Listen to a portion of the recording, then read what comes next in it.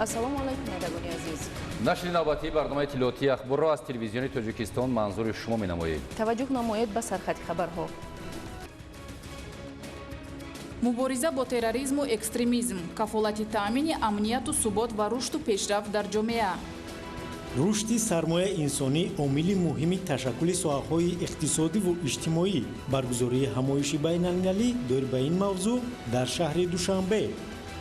баргузории ҷаласаи панҷуми шӯрои иттифоқҳои касабаи кишварҳои Осиёи марказӣ дар Тоҷикистон ва натиҷаҳои он. 25 май рӯзи ҷаҳонии футбол. истиқболи гарму самимӣ дар саросари мамлакат. таваҷҷӯҳ ба соҳаи боғдорӣ ва се гардидани майдони боғу тогзор дар таъмини амнияти озуқавории замина мегузорад. маърифати оиладорӣ таҳким меёбад. таҷлили рӯзи байналмилалии оила дар шаҳру ноҳияҳои мамлакат. вазъи ногувори роҳҳои автомобилгард дар ноҳияи Деваштич. масъулони соҳа чаро бетаваҷҷӯҳӣ зоҳир менамоянд?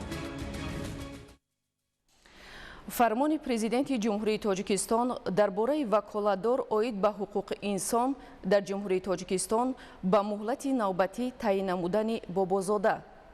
мутобиқи моддаи 69 Конститутсияи ҷумҳурии Тоҷикистон фармон медиҳам. Бобозода умед ваколатдор оид ба ҳуқуқи инсон дар ҷумҳурии Тоҷикистон ба муҳлати навбатӣ таъин карда шавад.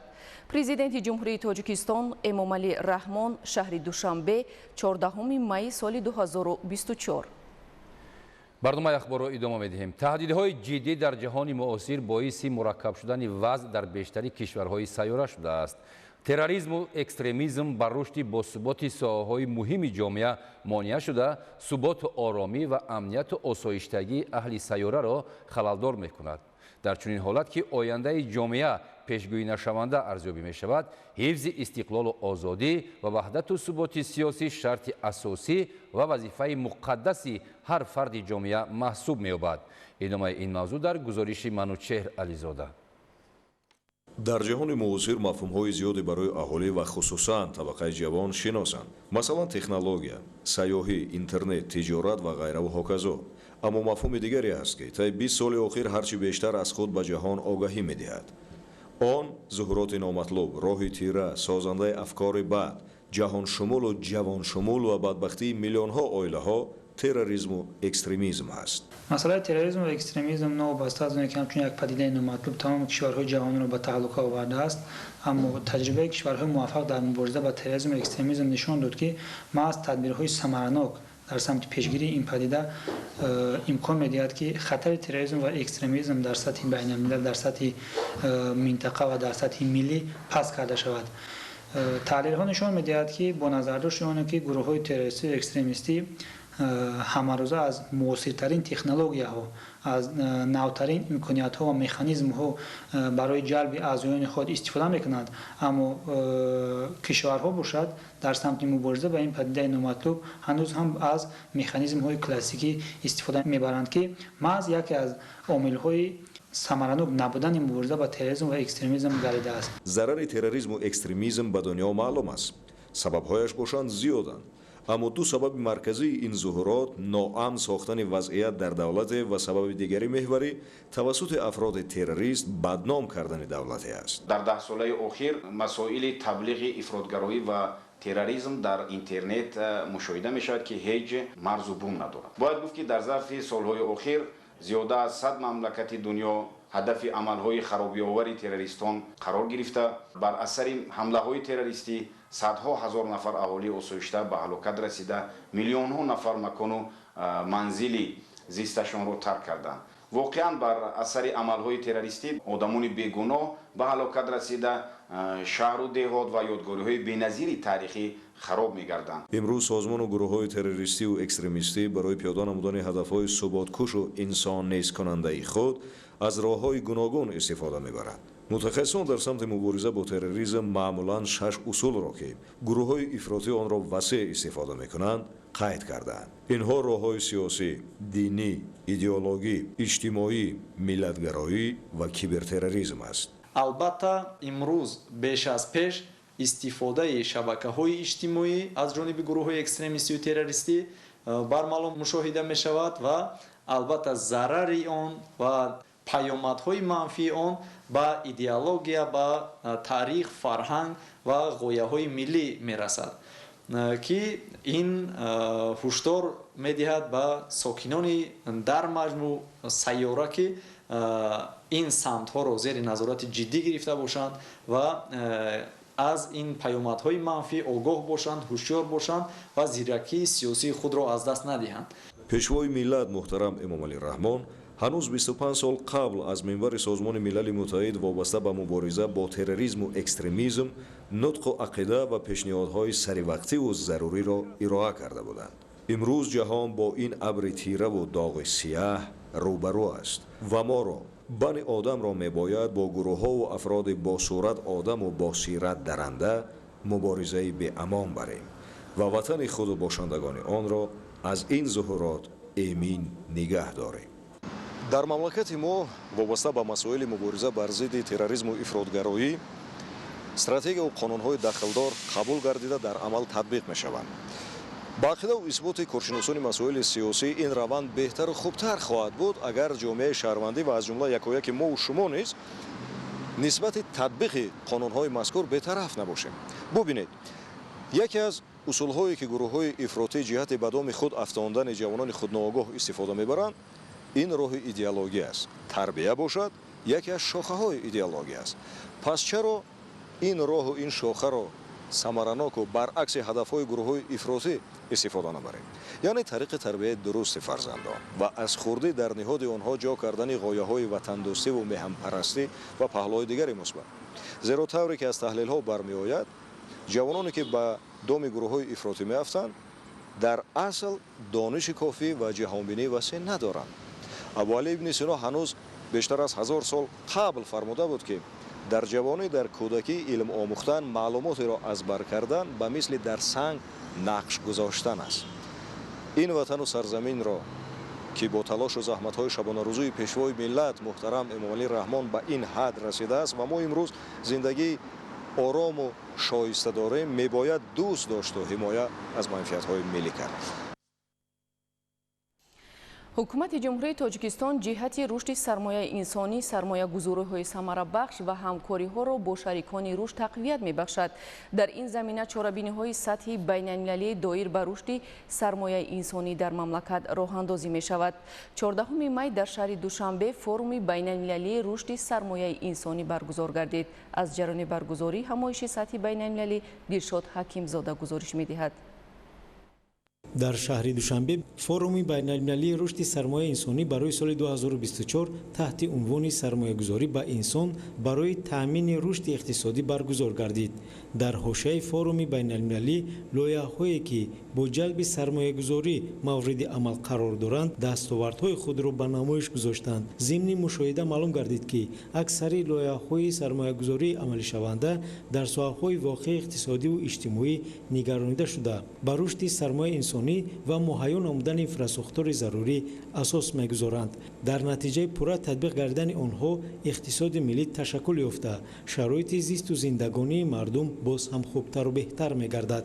форуми имрӯза барои барҳам бардоштани таҳкими нерӯи инсон ки сафарбар шудааст, лоиҳаи мо низ сафарбаркунии ҷомеа барои муайянсозии мушкилиҳо дар худи деҳа дар ҷамоаҳо мебошад. ин тавассути ин мо аллакай дар доираи лоиҳа мо 113 лоиҳа дар доираи лоиҳаи касазо лоиҳаи дастгирии ҷомеа мо амалӣ ва ба истифода додаем.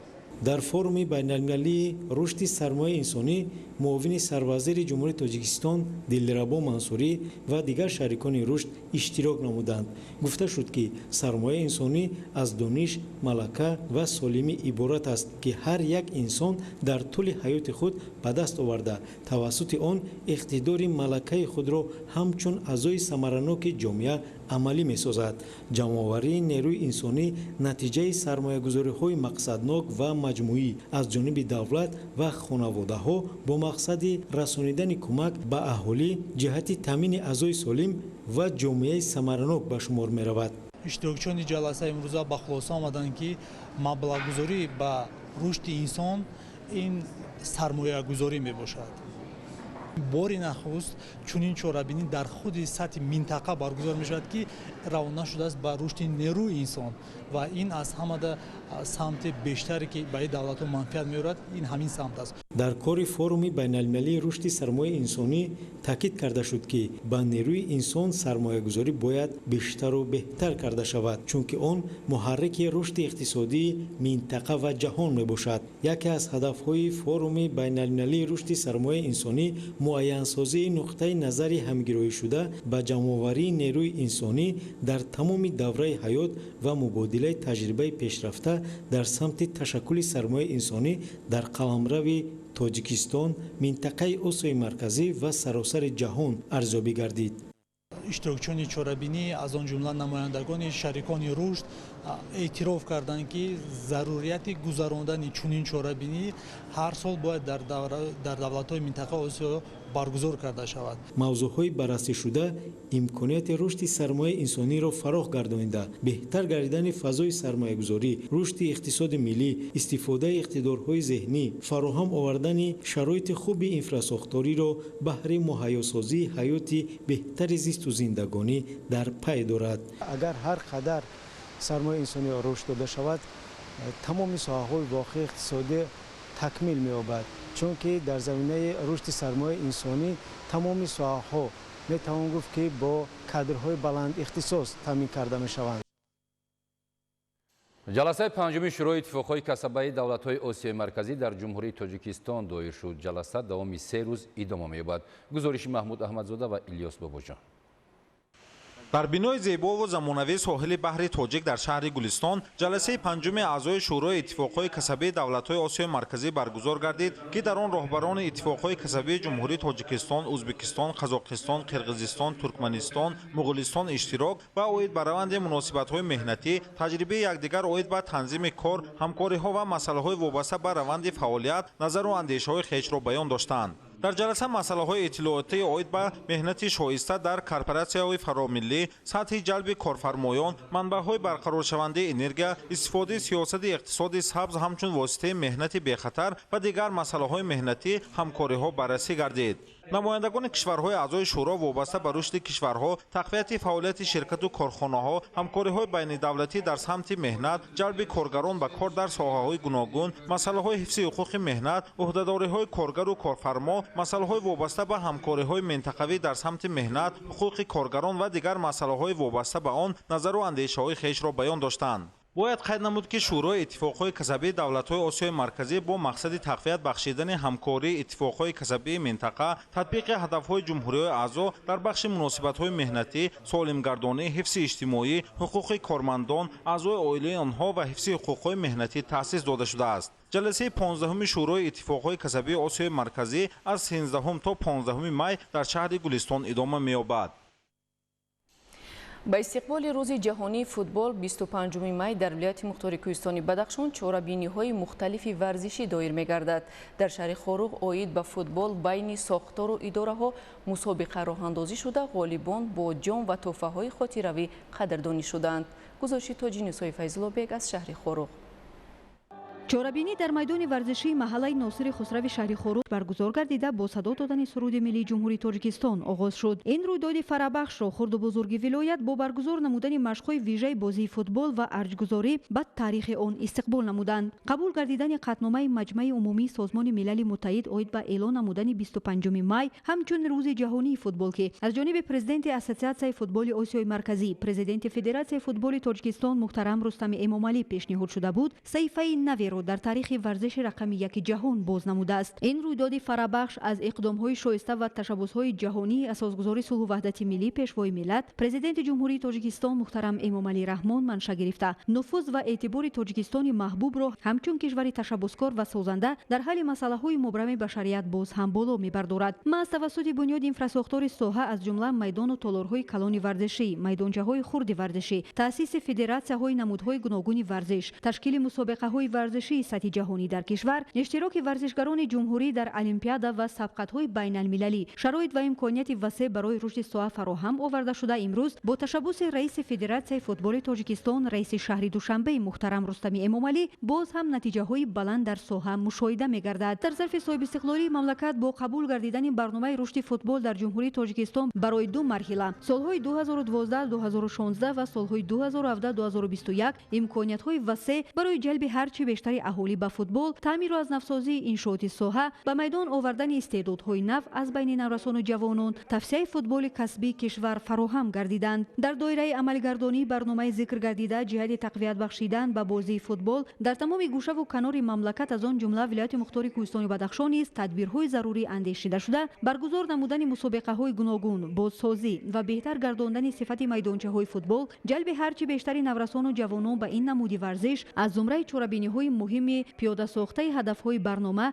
در سطح شهر و ناحیه‌ها و دهات عنوان کرده شد. در ادامه از جانب صنعتکاران اهل فرهنگ ولایت سرودهای وطن دوستانه پیشنهاد گردیده، سپس بازی دوستانه از نمود فوتبال بین دسته مقامات اجرایی حاکمیت دولتی و ساختارهای قدرتی برگزار گردید. اهالی ولایت مختار کوهستان بدخشان این مژده نیک سازمان ملل متحد و تشبث فدراسیون فوتبال تاجیکستان که در سمت بالا برداشتن نقش فوتبال در جهان متمدن را شهادت می‌دهد خوش استقبال نموده با تکیه به غمخوری‌های روزافزون حکومت جمهوری تاجیکستان و پرزیدنت فدراسیون فوتبال تاجیکستان محترم رستم امامعلی کوشش می‌کنند در بهداشت سلامتی و ترغیب طرز حیات سالم، همچنین مهمترین وسیله متحدسازی خلق و ملت‌های گوناگون از تمام امکانیت‌های نو و معاصر استفاده نمایند.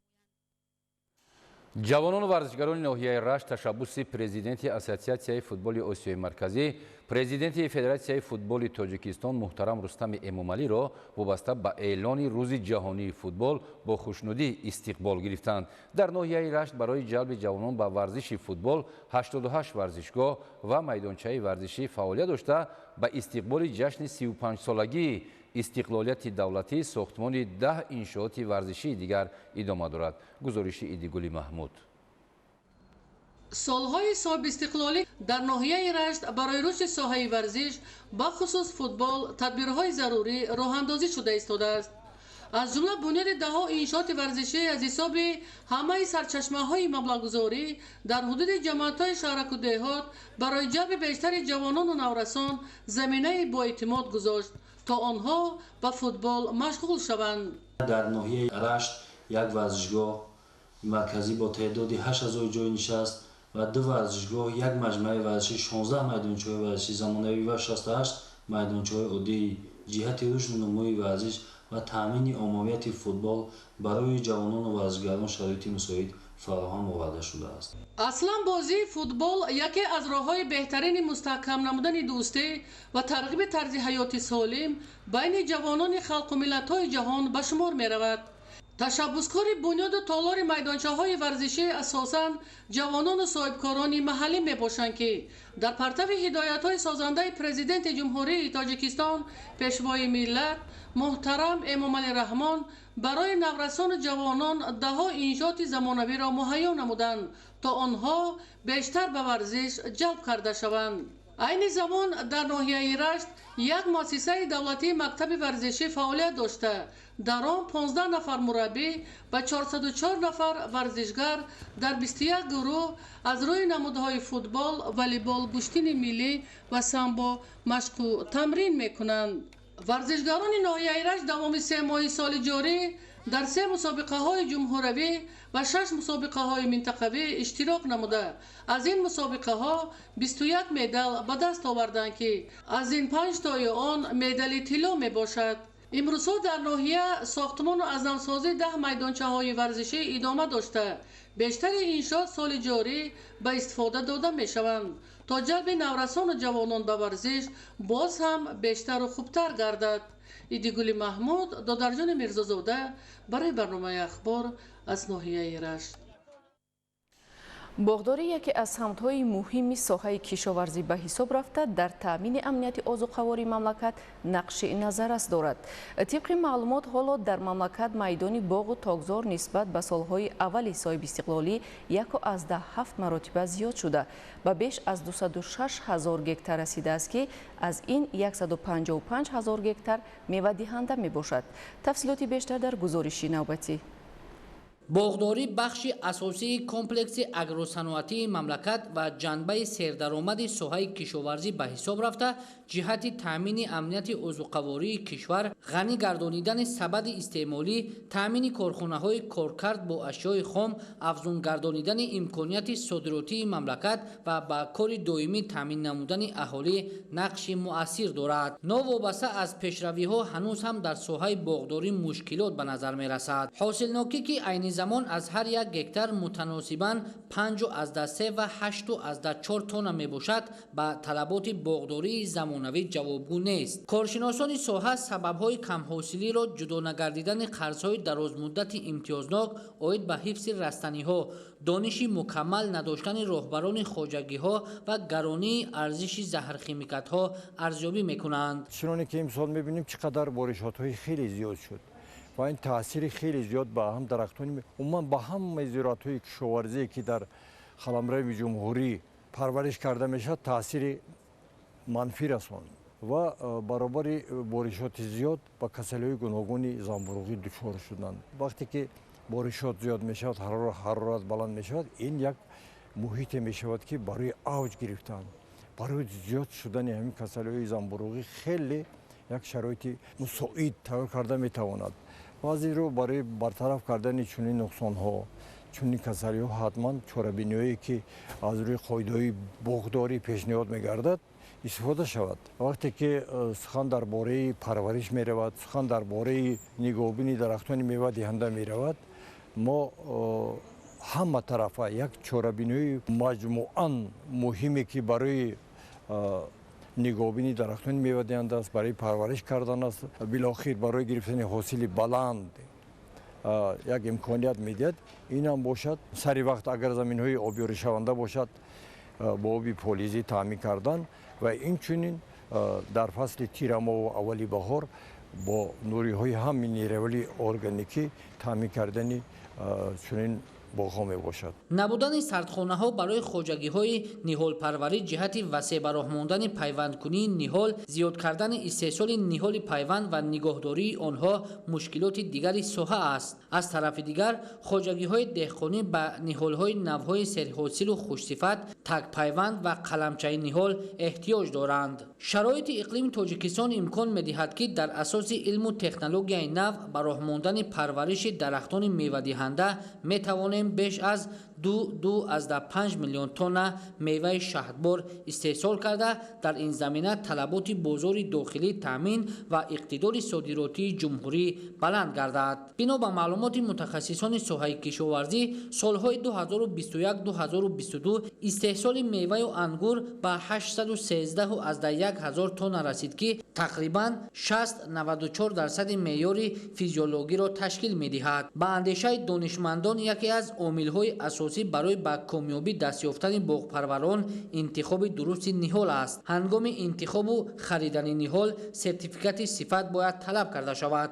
در نتیجه دگرگونشوی اقلیم بسیار باغ‌ها خشک شده است. یک سبب خشکشوی نهال‌ها به طلبات استاندارد جوابگو نبودن باشد. عامل دیگر نادرست شنانیدن نهال به اندازه ضروری، نکندن چقوری، نادرست دادن آب و غذا و رعایت نکردن قاعده‌های دیگر اگروتکنیکی می باشد.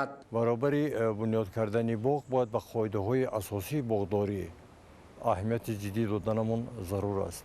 این هم باشد وقتی که ما برای بنیاد کردن این یا آن نوع‌های گوناگون درختان میوه دهنده اگر راه اندازیم باید بدونیم که در چگونه زمین‌ها در چگونه شرایط‌ها همین باغ‌های بنیاد کردن ضرورت می‌آید و این مشکلی در آن است که بسیار حالت‌ها می‌شود که دانسته نادانسته باغ‌ها بنیاد کرده می‌شود.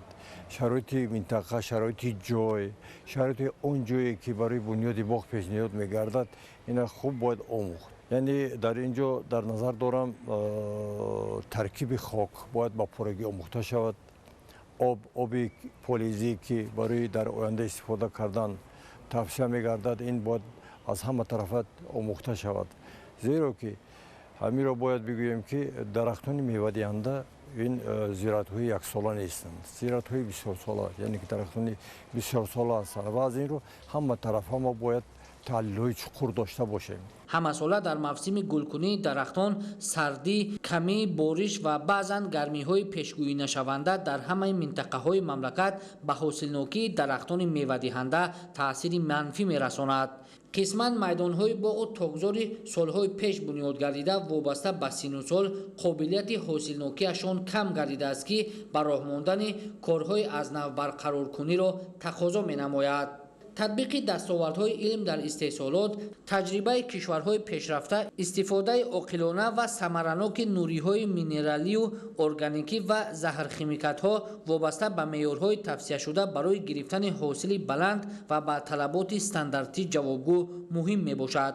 سالهای صاحب استقلالی در تاجیکستان بیش از 1000 گکتار باغ اینتنسیوی و سوپر اینتنسیوی بنیاد گردید. در دوران استقلالیت در دوام زیاده از 33 سال ساحه باغداری رو به ترقی نهاد و این هم با شرافت دستگیری حکومت جمهوری تاجیکستان است و در اینجا باید بگوییم که وابسته به منطقه‌های گوناگون جمهوری تاجیکستان بنیاد باغ‌های میوه دهنده، درختان میوه دهنده، تاگذارها باید به نقشه جدی گرفته شود. تجربه نشان داد در بسیار ناحیه‌ها، در بسیار ولایت‌ها این عمل‌ها خوب براه مانده شدند و نوبسته به این باز خیلی زیاد همان مشکلات ها نیز هستند. حاصلنوکی چنین باغ‌ها از 1 گکتار 40-70 تن را تشکیل می‌دهد که ثمره آن 8-10 مراتب نظر به باغ‌های محلی بلند است. باغ‌های اینتنسیوی افضلیت‌های زیاد دارند، از جمله بر وقت به حاصل درآمده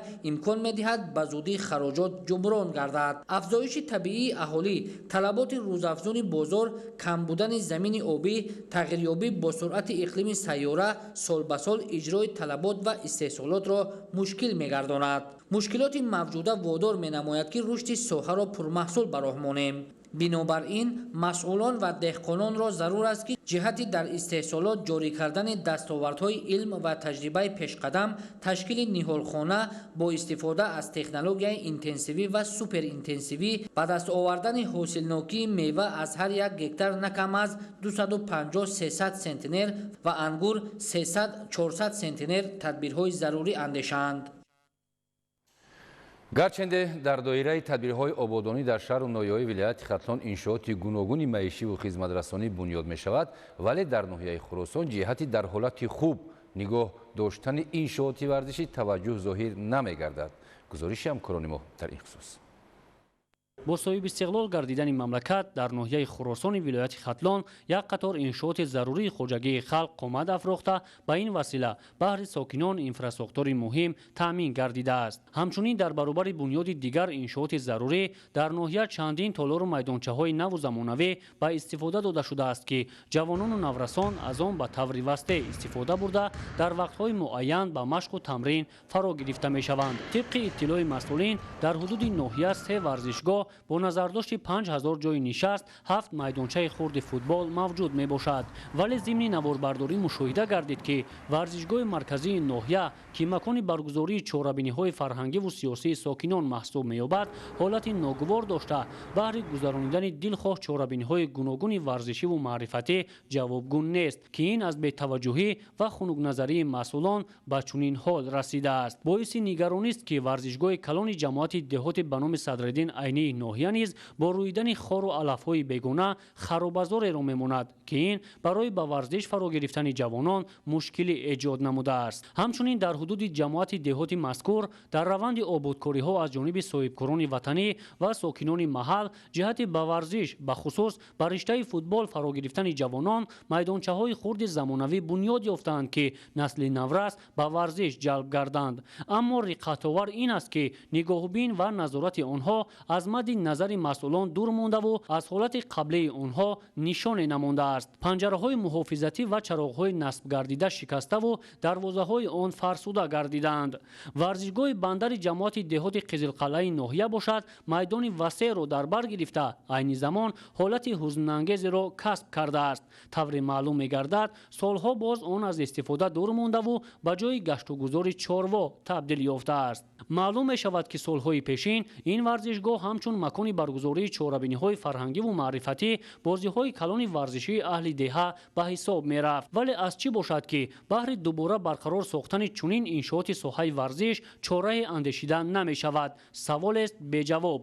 хостем аз мудири бахши кор бо ҷавонон ва варзиши ноҳия сабабҳои ба ин ҳолат омадани варзишгоҳҳои ноҳияро пурсон шавем, аммо аз додани посух канораҷӯӣ намуд.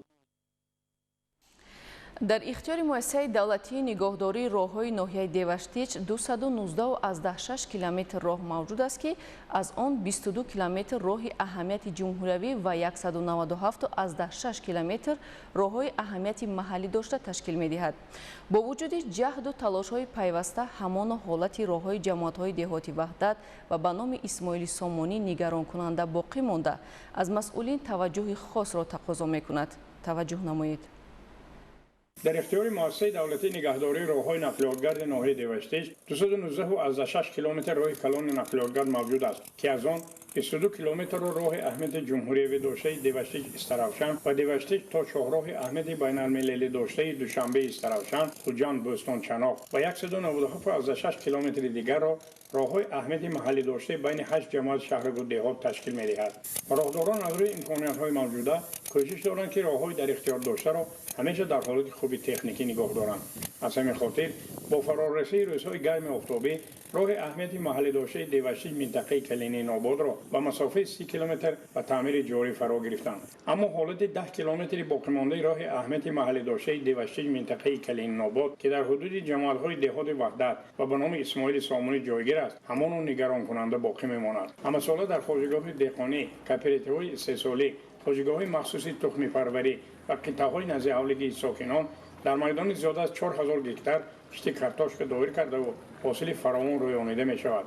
аксари сокинони ин ду ҷамоати деҳот аз ҳисоби истеҳсол ва фурӯши картошка зиндагию фаровати хешро хеле беҳтар карда маҳсулотшонро танҳо тавассути ҳамин роҳи калони нақлиётгард интиқол медиҳанд. гузашта аз ин чанде аз соҳибкорони маҳаллӣ аз ҳисоби фурӯши картошка дар деҳаҳои чӯянчӣ, қалъаи мирзобой, шоҳон, хуҷаҳо ва дигар деҳаҳо марказҳои савдову хизматрасонӣ, бозори истеъмолӣ, марказҳои тандурустию коргоҳҳои дӯзандагӣ бунёд намуданд. аммо аз сабаби нокифоя роҳандозӣ намудани ҳамкории мақомоти худидории маҳаллӣ бо бахши хусусӣ 10 километри роҳи ҳудуди ҷамоатҳои деҳоти ваҳдат ва ба номи Исмоили Сомонӣ вайрону валангор гардидаву то имрӯз масъулинро ба ташвиш наандохтааст. ҳар рӯз тавассути ин роҳҳои нообуду валангор ва пурчангу ғубор роҳбарон ва дигар кормандони мақомоти худидории маҳаллии ҷамоатҳои деҳоти ваҳдат ва ба номи Исмоили Сомонӣ савори нақлиётҳои гуногун тамға чандин маротиба аз ин роҳҳо гузашта то маркази ноҳия рафтуомад доранд,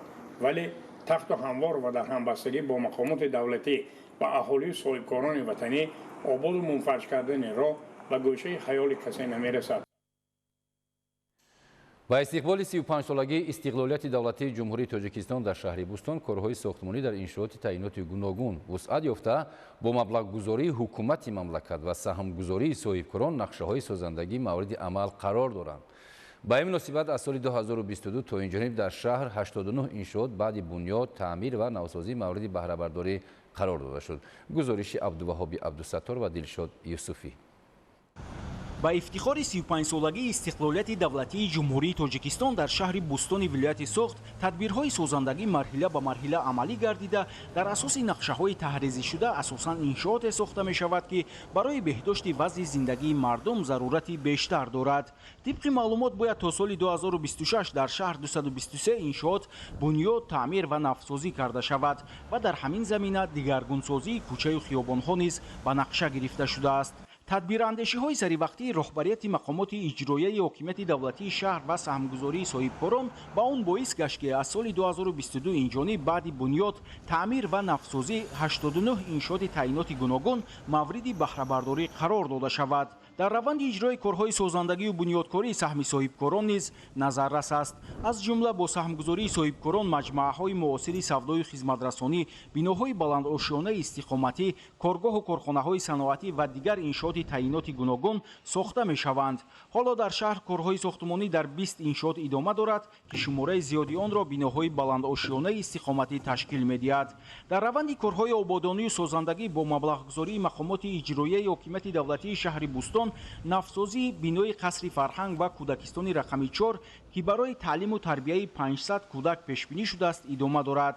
ҳамзамон ҷиҳати фароҳам овардани шароити мусоиди ташхису табобат, шуъбаи осебшиносии беморхонаи марказии шаҳри Бустон нафсозӣ карда шуд, ки бо ворид ва васлу насби дастгоҳу таҷҳизоти тиббӣ мавриди баҳрабардорӣ қарор дода мешавад.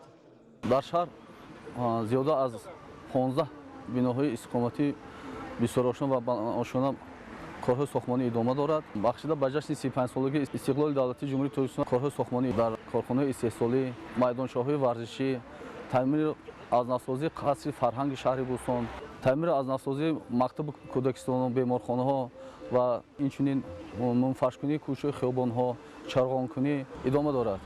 дар шаҳри Бустон ҷиҳати сабзу хуррамгардонӣ ва тозаю озода нигоҳ доштани кӯчаву хиёбонҳо низ тадбирҳои зарурӣ амалӣ карда мешаванд, ки ин масъулияти муҳиму заҳматталабро кормандони раёсати хоҷагии манзилию коммуналӣ ба уҳда доранд. дар шаҳри Бустон шурӯъ аз даромадгоҳ ду шафати роҳҳои мошингард ва мавзеъҳои алоҳида пурра гулпӯш карда шуда, роҳҳои пиёдагард бо сафулакҳои махсус зиннат ёфтааст. ҳамзамон дар шаҳр барои сайру гашт ва истироҳати сокинону меҳмонон гулгаштҳои зебо бунёд карда шудааст, ки ин тадбири муҳим ҳам дар доираи корҳои созандагию ободонӣ ба муносибати 35-солагии истиқлолияти давлатии ҷумҳурии Тоҷикистон амалӣ гардид. 2100 адад ниҳол шинондем. гулҳои садбарг 21800 бехт шинонда шуд. тарнайгул 30000 лӯздакҳо дар хиёбони Собониён шинонда шуд. имрӯз аллакай ба гулбастан сар кард. 70000 бех гулҳои мавсимӣ, тагеч, виола, марҷонгул, гулҳои маҳаллие ки ҳозир ба шароити мо мутобиқ шудааст шинонда шуд. муҳимтарин тадбире ки дар шаҳри Бустон амалӣ карда шуд, ин барқарорсозии кӯли шаҳрӣ аст. бо ин мақсад ҳудуди кӯл ки 10 гектарро ташкил медиҳад, пурра тоза ва дар атрофи он шумораи зиёди ниҳоли дарахтони ороишию ҳамешасабз шинонида шуд. кӯли шаҳрӣ на чандон обод буд, чунки об ба қаъри замин мерафт, об намеистод. аз шаҳри Исфара хоки махсус оварда 200 буланд киди таги кӯл ба хобондем. 5 адад чоҳи амудӣ барқарор кардем, обаша ба кӯл равона кардем. гирду атрофи кӯл ба 500 бех ниҳолҳои ҳамешасабз шинондем. мавриди зикр аст ки азму иродаи сокинони шаҳри Бустон, хусусан соҳибкорон, дар роҳи татбиқи ҳадафҳои созандаи ҳукумати мамлакат қавӣ буда, то ҷашни 35-солагии истиқлолияти давлатии ҷумҳурии Тоҷикистон ҳамаи иншооти ба нақша гирифташударо бо сатҳу сифати баланд сохта ба истифода медиҳанд. абдуваҳоби абдусаттор, Дилшод Юсуфӣ, шаҳри Бустон, ахбор. кирмакпарварӣ ва коркарди он барои бо ашёи хом таъмин намудани корхонаҳои саноатии мамлакат ба шуғл фаро гирифтани аҳолӣ ва баландбардоштани иқтидори истеҳсолии корхонаҳои ватанӣ аҳамияти калон дорад. сокинони шаҳри Кӯлоб ба ҷамъоварии ғӯзаки пилла оғоз намуданд. гузориши Раҳматалӣ Назрӣ.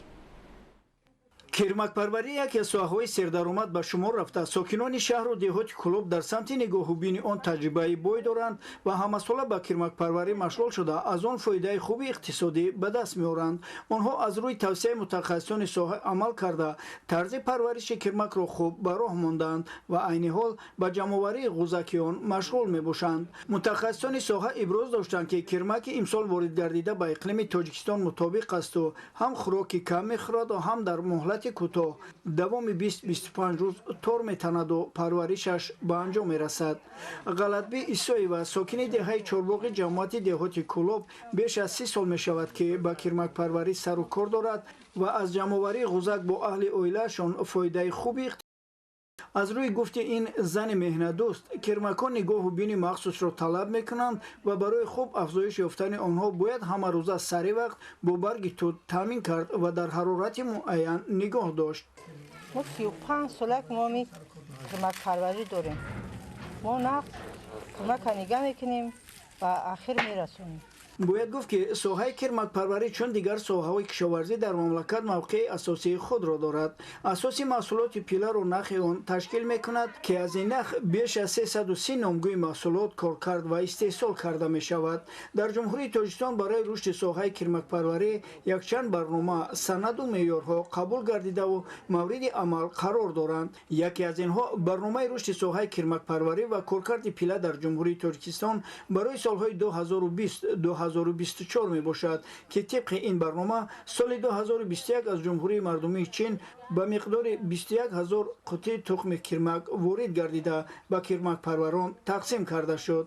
مقصد این برنامه فراهم آوردن شرایط برای احیا و رشد ساحه کرمک پروری با تخم خوشصفت محلی، تامین نمودن کرمک پروران، افزایش دادن حجم، استحصال پیله کرمک، زیاد نمودن ذخیره عضوقواری کرمک و تامین نمودن کارخانه‌های کارکرد ابریشم با اشیاء خام خوشصفت محلی می باشد. کرمک پروران شهر و دهات کلوب عزم دارند که امسال نسبت سالهای قبل از دورنما زیاد پیله جمع‌آوری نمایند. رحمت علی نظری، ایرج قربانعلی، شهر کلوب، اخبار.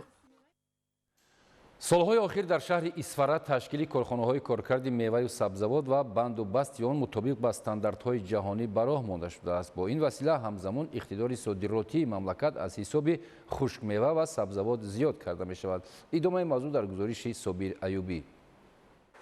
дар шаҳри исфари вилояти Соғ дар самти амалисозии ҳадафи чоруми миллӣ саноатикунонӣ бо суръати кишвар тадбирҳои амалӣ роҳандозӣ мешаванд. дар ин радиф ба таъсиси корхонаву коргоҳҳои нави саноатӣ, ҷойҳои нави корӣ, барқарор кардани фаъолияти корхонаҳои бозистода, истеҳсоли маҳсулоти саноатӣ бо сифату воридоти вазкунанда ва содиротӣ таваҷҷӯҳи хоса зоҳир карда мешавад. бо дастгирии асосгузори сулҳу ваҳдати миллӣ, пешвои миллат, президенти ҷумҳурии Тоҷикистон муҳтарам Эмомалӣ Раҳмон дар шаҳри исфара соҳаи саноат рушд меёбад ва корхонаҳои нави саноатӣ, хатҳои нави истеҳсолӣ ба кор шурӯъ мекунад ки ин барои зиёд шудани ҳаҷми истеҳсол ва таъмини сокинон бо кор мусоидат менамояд. алҳол дар шаҳри исфара 11 корхона ба коркарди меваи хушк машғул буда барои зиёд намудани ҳаҷми содирот ва истифодаи технологияи нав тадбирҳои зарурӣ андешида мешавад. дар корхонаи коргоҳҳои саноатии шаҳри исфара, яъне махсусан дар корхонаҳои басту банди меваи хушк дар давоми 3 моҳаи якум ба миқдори 368 тонна хушкмева кор кард ва банду баст карда шуд ки нисбат ба ҳамин давраи соли гузашта 126 тонна зиёд буда истеҳсоли маҳсулоти саноатӣ бо сифати хуб, яъне бо бандубасти ҳозиразамон бандубаст карда шуда содирот карда шуд.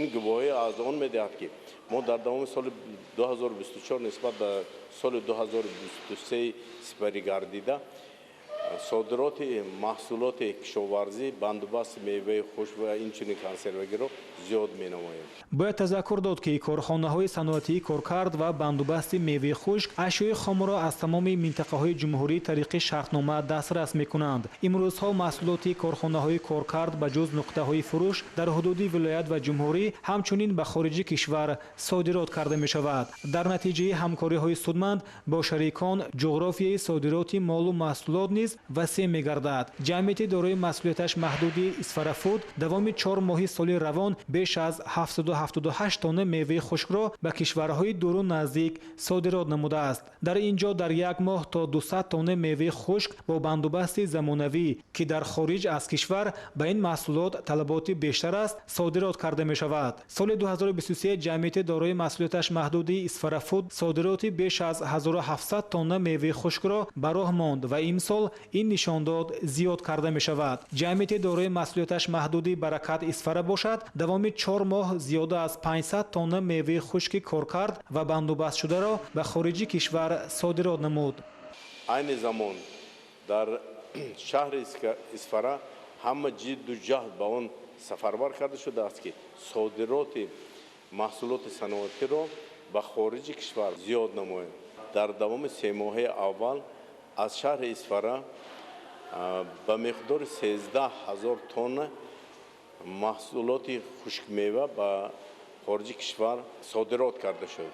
این هم باشد یکی از نشان دهنده بهتری می باشد. соли равон боғдорон аз майдони боғоти зардолу ҳосили фаровонро интизоранд ва дар сурати зиёд шудани ҳосили зардолу коркарду бандубасти хушкмева низ зиёд мешавад ки ин ба афзун шудани ҳаҷми содирот мусоидат менамояд. аз ин рӯ корхонаҳои коркарди меваи хушк барои ҳамкорӣ ва ҳавасмандии боғдорон тадбирҳоро амалӣ ва иқтидори содиротии корхонаро тақвият мебахшанд. собир аюбӣ, шаҳри Исфара, ахбор. дар ноҳияи ҷайҳун ҷиҳати рушди соҳаи кишоварзӣ таваҷҷӯҳи махсус равона гардида кишоварзон дар таъмини бозори истеъмолӣ бо маҳсулоти тару тоза саҳми назаррас доранд. дар баробари пурмаҳсул истифода гардидани хоҷагиҳои деҳқонӣ заминҳои назди ҳавлигӣ низ мақсаднок истифода мешавад. шарҳи бештари мавзӯъ дар гузориши Самандар Шоев ва Искандари Саид. сокинони ноҳияи ҷайҳун омили асосии пешбурди рӯзгори хешро дар оқилонаву самаранок истифода бурдани замин дониста баҳри зери кишт қарор додани ҳар қитъа замин талош менамоянд. абдуллозода бахтиёр сокини ҷамоати деҳоти панҷи ноҳия дар замини назди ҳавлигии хеш зироати гуногуни кишоварзиро кишту парвариш намуда аз ин ҳисоб сатҳи рӯзгорашро баланд ва иқтисодиёти оилаашро беҳтару хубтар мегардонад. ин марди меҳнатдӯст ҳар қитъа заминро пурсамар истифода карда ҳамасола дар он картошкаву карам ва бодирингу помидор кишт менамояд ки аз он ҳосили дилхоҳ мебардорад. мо ҳамасола дар замин назди ҳавлигӣ картошка, лӯбиёдонагиё, помидор, бодиринг кишт мекунем, ҳосили хуб мегирем. аз ин ҳисоб зиндагии худро пеш мебарем. чӣ хеле ки пешвои вилоят мегӯяд ҳар қитъа замин бояд самаранок истифода бурда шавад. мо низ кӯшиш мекунем ки ҳар як ваҷҳ замини мо пурмаҳсул истифода бурда шавад. ҳамчунин оилаи заҳматписанди Шеровҳо аз ҷамоати деҳоти Истиқлол дар замини назди ҳавлигии хеш чанд адад гармхона бунёд карданд ки дар он зироату сабзавоти ниёзи аввалия парвариш мегардад ки дар баробари қонеъ гардонидани эҳтиёҷоти хонаводаи худ қисмати боқимондаи ҳосилро ба бозор мебароранд. заминҳои назди ҳавлигии худро самаранок истифода бурда ҳар сол 3-4 намуд зироат кишт парвариш менамоем. аз ҷумла бодиринг, помидор, қаламфури булғорӣ ва дигар намуд зироатҳоро парвариш мекунем ва ҳосили хуб ҷамъоварӣ карда қисмашро дар рӯзгор сарфа менем ва мондагиашро ба бозор бурда пешкаши харидорон менамоем. дар гармхонаҳои ин хонавода айни замон ҳосили бодирингу қаламфури ширин аллакай пухта расида помидору дигар маҳсулоти киштгардида дар ҳоли омода шудан қарор доранд. таври худи ӯ иброз медорад ҳамасола аз ин қитъаҳо ҳосили фаровон бардошта дар баробари пешниҳод ба бозор ҳамзамон қисмати арзонро ба таври гуногун захира месозанд. дилгармии сокинони ин минтақа ба замин бар он боис гардидааст ки дар ҳама фаслҳои сол бозорҳои гирду атроф бо маҳсулоти тару тозаи барвақтӣ таъмин мегардад. Самандар Шоев, Искандари Саид, ноҳияи ҷайҳун, ахбор.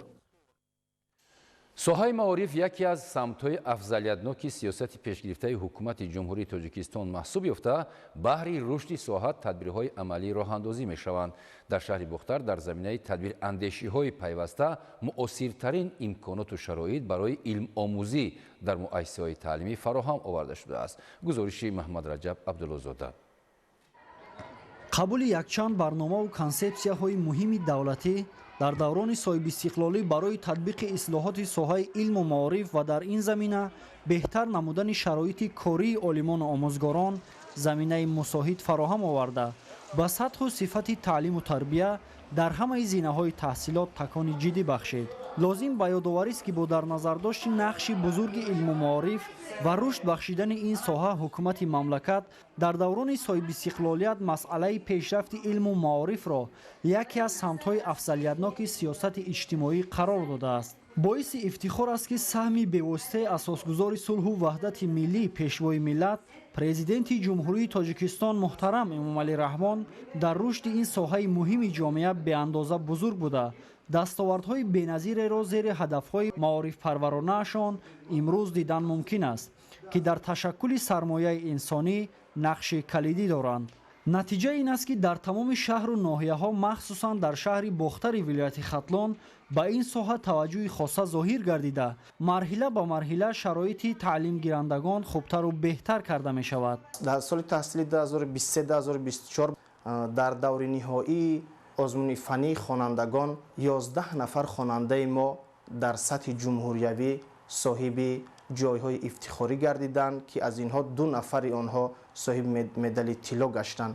امروز در حدود شهر باختر 24 مؤسسه تعلیمی فعالیت نموده در آنها 29109 نفر خواننده به تحصیل فرا گرفته شده است. مؤسسه های تعلیمی با واسطه های عیانیت و تکنولوژی های معاصر مجهز گردانیده شده است که این می تواند زمینه خوبی را برای صاحب علم گردانیدن خوانندگان فراهم آورد. امسال در شهر باختر 2 مؤسسه تا مکتبی خصوصی و 4 مؤسسه تعلیمی به نقشه گرفته شده است که عین زمان در 2 مؤسسه تا مکتبی خصوصی ساختمانشون آغاز گردیده است و با مرام ادامه دارد. در سال خانشی نو یعنی ساخته به استفاده داده میشه. اینچنین اکثر مؤسسه های تعلیمی در روند تعلیم از تکنولوژی های نو حاضر زمان و شکل و اصول های فعال تعلیم استفاده کرده نسل نورس را با دستاوردهای معاصر علمی شناس و جهت وسیع گردانیدن درجه جهانبینی آنها کوشش می نمایند.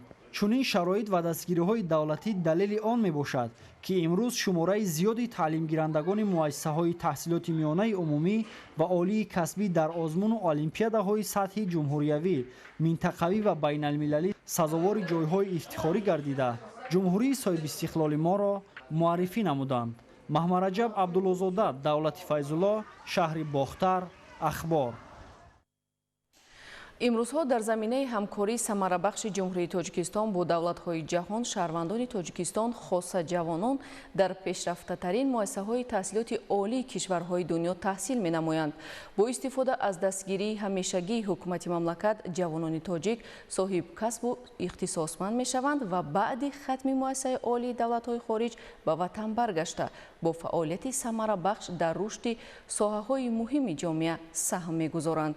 идомаи мавзӯъ дар гузориши Зафар Қаюмзода ва Хуршеди Сайдаҳмад.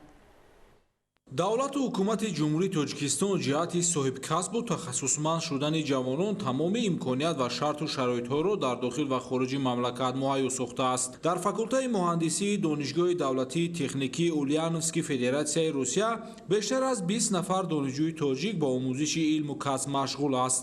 дар ин факулта мутахассисони варзида аз рӯи ихтисоси муҳандиси нафту газ дар зинаи таҳсилоти бакалавр ва магистр, инчунин аз рӯи ихтисоси сохтумон дар зинаи бакалавр омода мегардад. дар зинаи бакалавриат аз рӯи ихтисоси муҳандисии нафту газ барои довталабоне ки маълумоти миёнаи касбӣ доранд имкони таҳсили босуръат аз рӯи нақшаи таълимии инфиродӣ бо кам кардани муҳлати аз худкунии барномаи таълимӣ дода мешавад. Для нас Таджикистан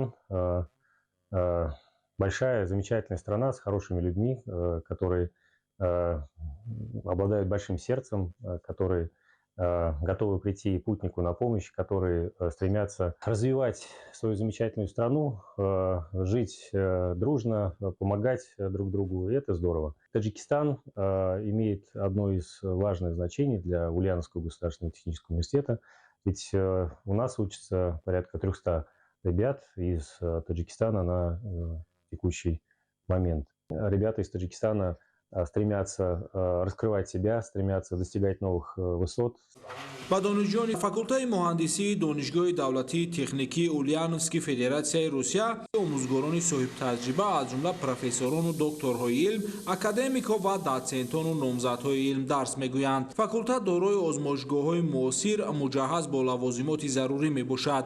дар озмоишгоҳҳои таълимӣ донишҷӯён ба корҳои амалӣ ҷалб шуда таҷрибаомӯзии худро дар корхонаҳои коркарди нафту газ мегузаронанд. имрӯз мо донишҷӯёне که در بیرون از قلمرو کشور تحصیل فعالیت می‌نمایند و امروز مخصوص در همین دانشگاه تکنیکی شهر اولیان فعالیت نموده ایستادیم. پیش از همه مدار خویش را برای اساسگذار اصول وحدت پیشوای معظم ملت محترم رحمان می‌نمایم که همطرفه دستگیری و هدایت‌های بی‌نظیر خودشون را برای آموزش دانشجویان خدمت‌های بی‌نظیر نموده ایستادند. دانشجویان همیشه می‌خواهیم که و فخر ملت و دولت باشیم و وعده میدیم که با باهای خوب و خوانده متخصصای بلند ساحه خود شده برای دولت و ملت خدمت نماییم. دانشجویان با راهبری عالمان صاحب تجربه دانشگاه کارهای تحقیقاتی علمی را پیش میبرند. در دانشگاه دولتی تکنیکی اولیانسک بیشتر از 12,000 دانشجو تحصیل مینماید. جریان تعلیم طبق استانداردهای بین المللی صورت میگیرد. دانشجویان تاجیک از امکانات معاصر و زمانوی دانش اندوزی در این مؤسسه تحصیلات عالی ثمرناک استفاده میبرند.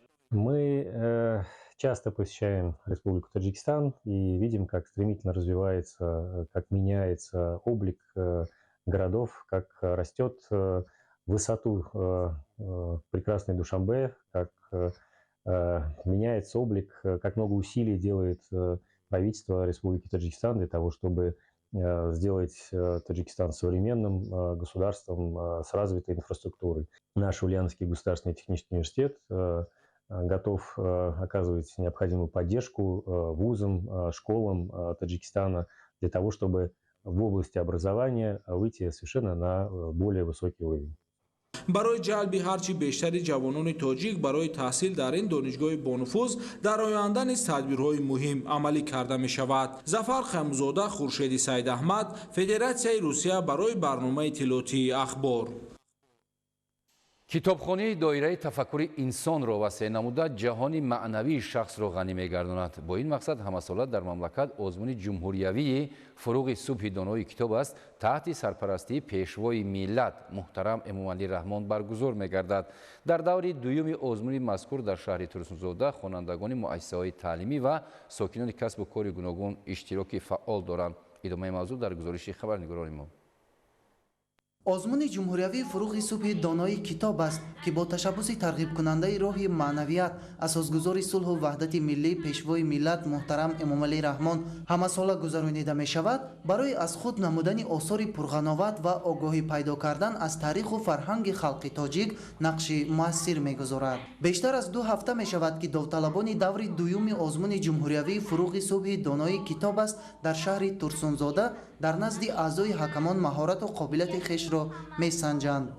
واقعا هم طول 10 روز است که در شعبه معارف شهر ترسونزاده آزمون جمهوریوی فروغ صبح دانای کتاب است برگزار گردیده شده است که این دور دوم آزمون مذکور میباشد. واقعا هم از سال گذشته دیده امسال یک مرتبه تعداد اشتراک کنندگان زیاد گردیدند. این از آن باوری و اعتماد خلق بر آن آزمون جمهوریوی فروغ صبح دانای کتاب است میباشد. قابل قید است که آزمون جمهوریوی فروغ صبح دانایی کتاب است در نهاد هر یک اشتراک کننده کاخ سخن را بنیاد می سازد و برای ترغیب کتاب دوستی و کتابخوانی در بین نورسان و جوانان و دیگر قشرهای جامعه سهمی سازگار می گذارد. همزمان با مکافات‌های پولی و امتیازهای گوناگون قدردانی کردن غالبان دوره جمهوریوی تعداد اشتراکچیان را سال از سال بیشتر می نماید. کتاب یک رکن مهم تمدن بشری و تجسمگر زندگی انسان می باشد. کتاب در ردیف مادر و وطن ارزنده‌ترین مقدسات و بهترین نعمت به حساب می رود. از روی نمونه ادبیات کودکان و نورسان و آثار شفاهی اشتراک می کنم. آثار نثری خوانده ام به 210 می رسند. اینچنین من زیاده از 4000 مصرع شعر از یاد کرده ام و یک قطار چیستان، ضرب المثل و تزگویک ها از بر نموده ام. سال گذشته در آزمون جمهوریوی فروغ صبح دانای کتاب است تا دور جمهوریوی رفتم و از جمهوریوی جای افتخاری را سزاوار گرفتم. این سال راه افتاده نشده تیاری جدی دیدم و میخواهم که سزاوار جای اول گردم. کتابخانه دایره تفکر انسان را انکشاف داده جهانبینی را وسیع میکند و هر یک کتابخوان از آثار نیاکان خود برخوردار شده در راههای پرپیچ‌وتاب زندگی راه بنیادکاری، وحدت و همدلی و انسان دوستی و وطن پروری را در می‌یابد. اشتراکچیان دور دوم آزمون مذکور در شهر ترسونزاده کوشش نموده ایستادند تا بعد از گذشتن به مرحله من بعد آمادگی را ادامه داده در دور جمهوریوی سزاوار جایهای نمایان گردند. سال 2024 سال معرفت حقوقی در دانشگاه ملی تاجیکستان تحت عنوان نقش معرفت حقوقی جوانان در رشد دولتداری ملی همایش علمی نظریوی دایر شد. گزارش همکاران ما. در کار همایش یاردمچی پرزیدنت جمهوری تاجیکستان اوید به مسائل حقوقی ظریف علیزاده نمایندگان کسب و کار گوناگون، استادان و هیئت وسیع دانشجویان اشتراک نمودند. ضمن برگزاری چهاربینی иброз намуданд ки ҷумҳурии тоҷикистон дар шароити имрӯза марҳилаи нави тараққиёт ва пешрафтро паси сар карда истодааст. Тарбияи ҳуқуқи шаҳрвандони ҷумҳурии тоҷикистон яке аз самтҳои муҳими сиёсати пешгирифтаи ҳукумати ҷумҳурии тоҷикистон ба шумор рафта, асоси бунёди ҷомеаи шаҳрвандиро ташкил медиҳад ки он аз Конститутсияи ҷумҳурии тоҷикистон сарчашма мегирад. ҳамзамон қайд гардид ки мақсад аз эълон намудани соли 2024 соли маърифати ҳуқуқӣ ин баланд бардоштани сатҳи маърифати ҳуқуқии шаҳрвандон, тарғиби арзишҳои демократӣ, мустаҳкам намудани институти қонуни инсон, муносибати эҳтиромона ба он, баланд бардоштани мақоми қонун, тарбияи шаҳрвандон дар рӯҳияи эҳтиром нисбат ба он ва таъмин намудани волияти қонун, ташаккул додани низоми устувори рафтори ҳуқуқӣ, оштинопазирӣ нисбат ба ҳама гуна ҳуқуқвайронкунӣ ва ногузир будани масъулияти ҳуқуқӣ, ҳамоҳангсозии фаъолияти тамоми субъектҳои тарғиб ва ташвиқи ҳуқуқӣ, ташкил намудани механизми самаранокии ҳамкории давлат ва ниҳодҳои ҷомеаи шаҳрвандӣ дар самти маърифати ҳуқуқии шаҳрвандон мебошад. бо мақсади таҳкими унсурҳои хоси хонаводагӣ, баландбардоштани маърифати оиладорӣ ва муаррифии оилаҳои намунавӣ ва ифтихори рӯзи байналмилалии оила дар шаҳру ноҳияҳои мамлакат чорабиниҳои фарҳангӣ маърифатӣ доир гардид. гузориш дар ин хусус. рӯзи байналмилалии оила ки соли 1993 аз ҷониби Созмони Милали Муттаҳид ба тасвиб расида, дар тамоми ҷаҳон таҷлил мегардад. ҳамасола 15 май дар ҷумҳурии Тоҷикистони соҳиби истиқлол бо анъанаҳои неки миллӣ ва суннатҳои наҷиби оиладорӣ ҷашн гирифта мешавад.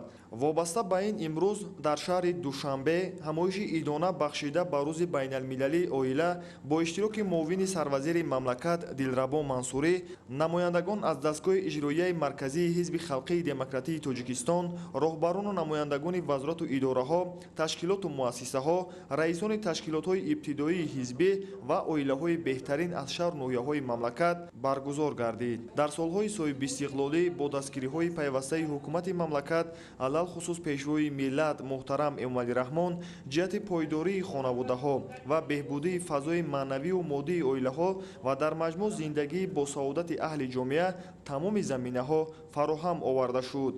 ба таъкиди иштирокчиёни ҳамоиш, ҳукумати мамлакат ва ниҳоди қонунгузор дар зарфи солҳои соҳиби истиқлолӣ барои таҳкими заминаҳои ташаккулӣ бо назардошти арзишҳои фарҳанги миллии пойдории оила, нақши он дар таълим ва тарбияи фарзандон як силсила барномаву стратегияҳо ва қонуну санадҳоро бо талаботи замони муосир таҳия ва қабул гардиданд, ки барои рушди оилаҳо ва мустаҳкамию пойдории онҳо мусоидат менамояд.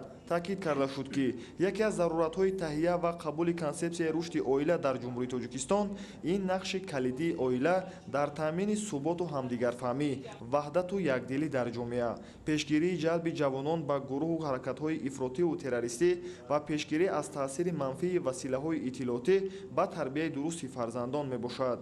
дар ҳошияи таҷлил аз рӯзи байналмилалии оила дар ноҳияи Синои шаҳри Душанбе чорабинии маърифатӣ таҳти унвони «Самараи умр» баргузор гардид. дар ҳамоиши мазкур намояндагони Кумитаи кор бо занон ва оилаи назди ҳукумати ҷумҳурии Тоҷикистон, мақомоти иҷроияи ҳокимияти давлатии ноҳияи Сино, иштирокчиёни фаъоли озмуни ҷумҳуриявии оилаи намунавӣ аз ноҳияи Сино ва доираи васеъи ҷавонон иштирок намуданд. қабл аз баргузории барномаи фарҳангӣ дар фазои тантанавӣ ба оилаҳои намунавии ноҳия барои тарбияи дурусти фарзандон ва саҳмгузорӣ дар рушди маҳал сипоснома ва тӯҳфаҳои хотиравӣ тақдим карда шуд. ҳамчунин ба якчанд оилаҳои ҷавон шаҳодатномаи ақди никоҳ супорида шуд. зимни чорабинӣ қайд гардид, ки оила асоси пойдории ҷомеа маҳсуб ёфта, дар он арзишҳои муҳим дар замири наврасону ҷавонон парвариш карда мешавад. ва мақсад аз баргузории ин маҳфил ин албатта баланд бардоштани масъулияти оиладорӣ ва бедор намудани ҳисси ватандӯстию хиштаншиносӣ миёни оилаҳои ҷавон мебошад. кӯшиш менамоем, ки баҳри баланд бардоштани мавқеъ ва нуфузи оилаҳо миёни сокинони маҳаллаву шаҳрако ҳамасола суҳбату вохӯриҳо мисҳои мудавварро роҳандозӣ намоем. барои пояндагии ҷомеа солимии оила ва муҳити хонавода шарти асосӣ буда, рушди минбаъдаи зеҳниву маънавии наврасони ҷавонон аз он вобастагии амиқ дорад. сипас бо мақсади тарғиби суннату оинҳои қадимаи миллӣ, ҳамзамон ба хотири тарбияи ҷавонон дар рӯҳияи инсондӯстӣ, гиромидошти арзишҳои миллӣ ва огоҳӣ аз анъанаҳои деринаи ниёгон, барномаи рангини фарҳангӣ бо иштироки ҳунармандон пешниҳод карда шуд. дар кумитаи кор бо ҷавонон ва варзиши назди ҳукумати ҷумҳурии тоҷикистон бо иштироки намояндагони кумитаи кор бо занон ва оилаи назди ҳукумати ҷумҳурии тоҷикистон семинар машварати омӯзишӣ таҳти унвони оила ҳамчун ниҳоди иҷтимоӣ ва макони тарбияи фарзанд бо донишҷӯёну занони фаъол вохӯрӣ баргузор гардид. қайд гардид ки оила ҳамчун пойдевори ҷомеа яке аз унсурҳои муҳими фарҳанги миллати тоҷик ба шумор меравад. давлат ва ҳукумати мамлакат ба масъалаи вобаста ба оила, бунёди оилаҳои солим, маърифати оиладорӣ, пешгирии пошхӯрии оилаҳои ҷавон ва бо ин роҳ бунёди ҷомеаи солим таваҷҷӯҳи хоса зоҳир менамоянд. роҷеъ ба арзиши оиладорӣ, хушбахтию саодати хонавода, мустаҳкамии оила, меҳру муҳаббат, эҳтиром, тарбияи дурусти фарзандон ва дигар омилҳои оиладорӣ пешниҳодҳои ҳалталаб аз ҷониби намояндагони соҳа пешниҳод гардид.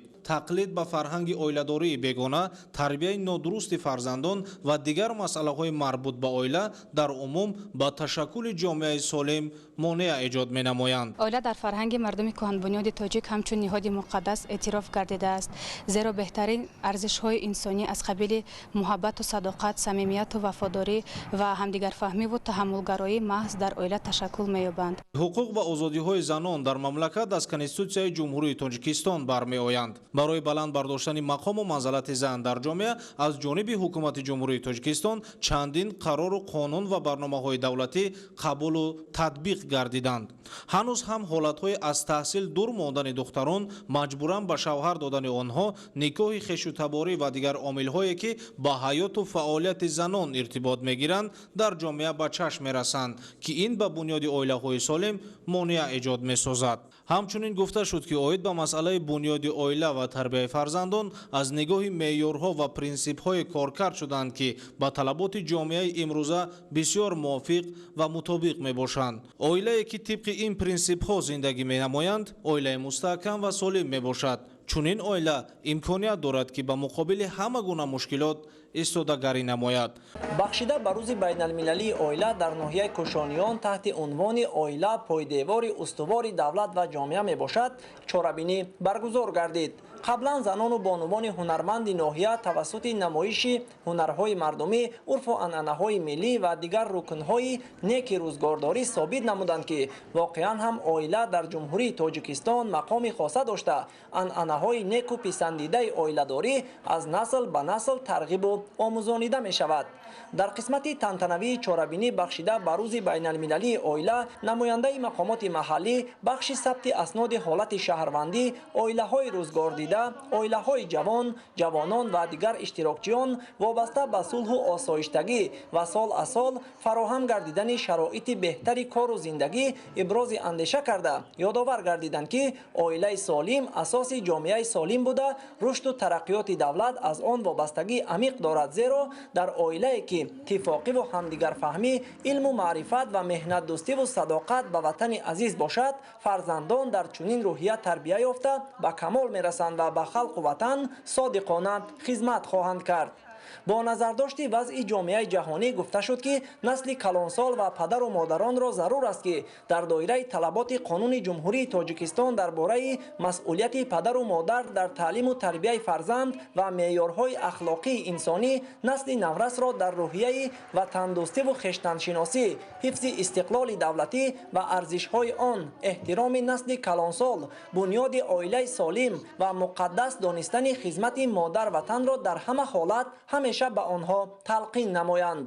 номгузории фарзандони худ мувофиқи феҳристи номҳои миллӣ бояд сурат гирад ва ҳар як падар модаре ки соҳиби фарзанд мешаванд мувофиқи қонуни ҷумҳурии тоҷикистон дар бораи ба қайдгирии давлати асноди ҳолати шаҳрвандӣ ва мувофиқи қонуни ҷумҳурии тоҷикистон дар бораи масъулияти падар модар дар таълиму тарбияи фарзанд то синни 3 моҳагӣ шаҳодатномаи таваллуд гиранд. инчунин дар чорабинии имрӯзаи мо оилаҳои намунавӣ даъват шуда буданд ки дар таҳкими рукнҳои оиладорӣ, дар тарғибу ташвиқи анъанаҳои миллӣ ва тарбияи насли наврас سهم ارزنده خود را گذاشتند و از روزگار خیش به حاضرین قصه کردند. در وضعیت مناسب از جانب مسئولین بخش ثبت اسناد حالت شهروندی ناحیه کوشانیان با 5 جفت عائله‌های نوبنیاد شهادتنامه‌های عقد نکاح و به مادران 13 طفل نوزاد شهادتنامه‌های تولد به طور تنتنوی و تحفه‌های خاطروی دسترس کرده شد. ابراز گردید که در دایره برگزاری چنین چاره‌بینی‌ها مربوط به روز بین المللی عائله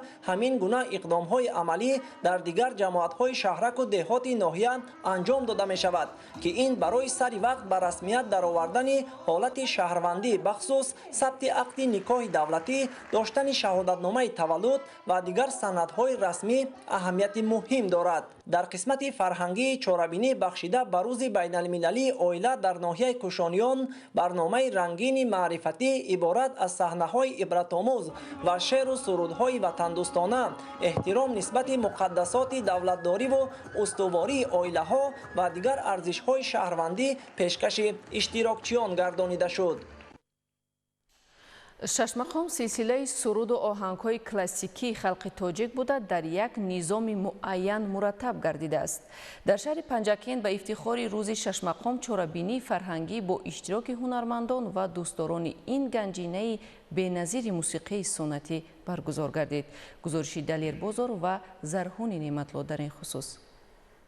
ملت تاجیک در گذشته و امروز با صنعت و هنر و فرهنگ عالمگیر شهرت جهانی یافته است. فرهنگ ملی ما از جمله صنعت ششمقام در تربیت خودشناسی ملی نقش مهم بازیده در تشکل معنوی جامعه تاثیر عمیق می‌رساند. در شهر پنجکین بخشیده به روز ششمقام چاره‌بینی فرهنگی برگزار گردید که در آن ششمقام سرایان کارمندان بخش فرهنگی شهر پنجکین هنرنمایی نمودند. واقعا ششمقام سلسله سرود و آهنگ‌های کلاسیکی خلق تاجیک است که در یک نظام معین مرتب گردیده است. ششمقام میراث موسیقی مردم تاجیک بوده. از 6 مقام بزرگ، راست، نوا، دوگاه، سهگاه و عراق عبارت است که هر مقام قسمت‌های سازی و آوازی را در بر می‌گیرد. در سال 2000 یعنی در آستانه قرن نوین و پرومد زندگینامه مردم شریف تاجیک از جانب سرور دولت صاحب استقلال تاجیکستان فرمان تاریخی راجع به انکشاف و احیای شش مقام به تصویب رسانیده شد. در قطار عده زیادی اقدام‌های تاریخی این فرمان مقرر کرده شد که من بعد در سراسر مملکت روز 12 می همچون روز شش مقام جشن گرفته شود. همچنین ماه نوامبر سال 2003 سسیه گنرالی یونسکو در شهر پاریس پس از محاکمه‌های طولانی و جواباً به تشبث حکومت تاجیکستان قرار مخصوص قبول نمود که طبق آن من بعد صنعت شش مقام تاجیک در قطار بزرگترین پدیده‌های معنوی انسانی به صفت میراث نادر فرهنگ شفاهی جهانی اعتراف کرده شده است. این همه دلالت آن است که امروز صنعت شش مقام در عرصه جهانی به اندازه وسعت گرفته، موقع و مقام آن در بین جامعه موسیقی جهانی استوار گردیده است. در انجام چاره‌بینی هنرمندانی که در شش مقام خوانی هنر و ملکه بلند داشته و بهر رشد این صنعت پرقیمت خلق تاجیک سهم خود را گذاشته ایستادند، با سپاسنامه و افتخارنامه ها قدردانی گردیدند. دلیری بازار، زرهون نعمت‌الله، شهر پنجکین، اخبار. بینندگان عزیز، این بود نشر مفصل برنامه اطلاعاتی اخبار. خیر سلامت باشید. سلام بینندگان گرامی، شما را با وضع هوای مملکت برای پگاه 15 می سال 2024 آشنا می‌سازیم. اگنتی آب و هواشناسی کمیته حفظ محیط زیستی نزد حکومت جمهوری تاجیکستان اطلاع می‌دهد که شبانه روز آینده در ولایت مختار کوهستانی بدخشان هوای تغییر یابنده به بارش پیش‌گویی می‌شود. وضع هوا در غربی ولایت شبانه 7-12، روزانه 22-27 درجه گرم می‌شود. در شرق ولایت شبانه از 2 درجه خنک تا 3 درجه گرم، روزانه 10-15 درجه گرم می شود. در ولایت ختلان هوای تغییر یابنده به بارش خواهد شد. وضع هوا در وادی شبانه 17-22، روزانه 31-36 درجه گرم می شود. در ناحیه‌های دامنه کوهی شبانه 12-17، روزانه 25-30 درجه گرم می شود. در ولایت سوخت هوای تغییر یابنده به بارش پیش‌گویی می شود.